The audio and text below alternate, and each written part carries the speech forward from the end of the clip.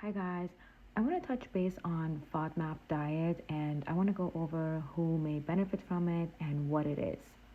There are certain carbohydrates that are poorly digested in our gut.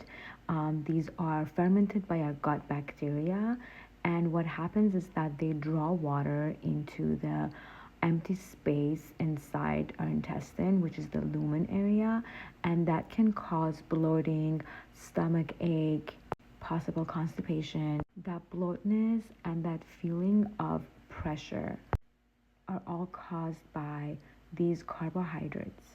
Okay, now let's just focus on what are FODMAPs. So these are the carbohydrate, there are sugar.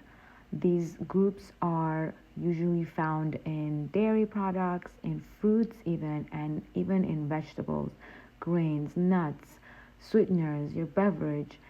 So these are oligosaccharides, disaccharides, monosaccharides, and polyols, which is your like sugar alcohol. So as we talked about, signs and symptoms associated with FODMAPs are abdominal pain, altered bowel habits, bloating, constipation, diarrhea, flatulence. So let's go over who can benefit from this diet.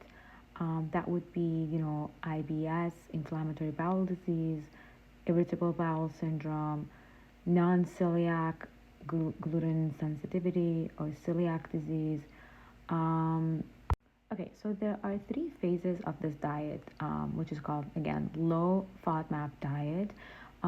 The phase one is elimination. So about 4 to 6 weeks, they're gonna remove all the high FODMAP foods from the diet.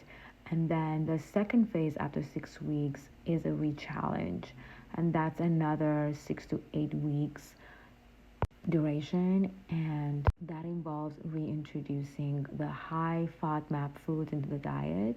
And while you are keeping a diary in your re-challenge phase, then there goes your personalization, which is the last step, and that you, based on your diary and based on the experience you had with the re-challenge and the elimination, you know what food goes best with your stomach.